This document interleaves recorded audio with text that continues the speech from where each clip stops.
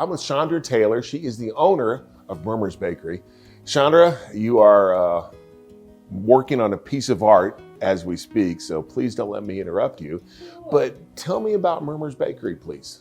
Well, Mer-Mer's Bakery was established in 1999. Actually, I come into the store in 1998, November. I learned how to bake from my grandmother, my great-grandmother. Mer-Mer is actually the abbreviation name for my daughter. Her name is Mercedes. And my grandmother would not call her Mercedes, she called her Mer-Mer. So I bake the cakes, I decorate the cakes, and I deliver the cakes. Being a one-person band, or even someone that doesn't employ a bunch of people in different areas, a lot of folks might not understand how difficult that is for a small business person. Can you just tell us a little bit about that and the challenges that you face? Well, there's been a lot of challenges. You know, of course, we want to keep going into the COVID challenge, but since that has happened, I haven't been able to have an employee in here. I've basically been doing it all. As far as my paperwork, I take time to myself, like now in January. Since all this been going on, we have just orders only. So we basically just do orders for the cakes at this time. Have you learned anything or had to alter your business in any way due to COVID that has actually helped you and that you're going to go on and take advantage of maybe? But actually, we've opened a new store.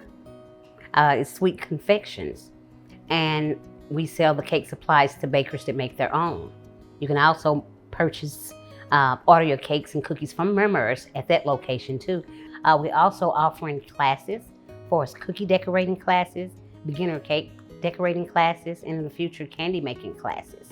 So we're trying to help others that want to learn these skills, motivate them to come there, and they can learn from us, and we can show them exactly what they need. So I know it's hard. People saying, how did you open a business during this pandemic? Well, it wasn't me, it was the Lord. Everything opened up for me, and I just had to jump on it right now because you don't know if you get a chance to do it again. So you do a retail operation and a wholesale operation to some extent. So I'm here by the grace of God, you know, and everybody always asks, well, how are you still making it? I'm just here. You know, I say, I'm tired, I'm gonna sit down, then that telephone rings and I have 15 messages and say they need this and that, so I go to work.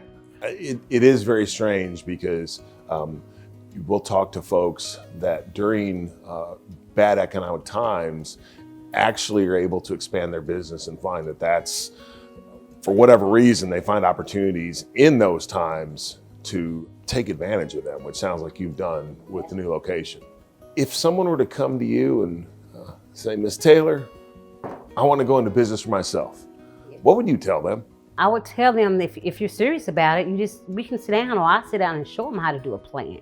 Basically, it seems harder than what it really is. I think everybody gets kind of frustrated with the paperwork, but it's not as hard as they make it out to be. So if you really want to do it, you can do it. You just have to put a motivation to it. Something that I've heard a lot from small business people is how much the community has stepped up during COVID-19 to support them. I wouldn't be here without the community. And they did step up. And I want to say thank you, Knoxville, for stepping up and helping me continue to make these cakes. Because yes, they have helped me a lot.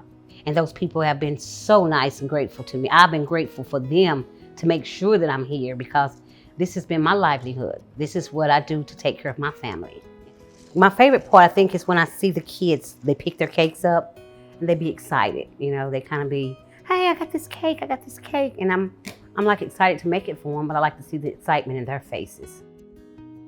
In the end, it sounds like it's about creating something that's going to make people happy. Chandra, thank you so much for your time and your wonderful creations, and best of luck with everything. Thank you so much. And we appreciate your efforts and hard work for helping us all here in Knoxville.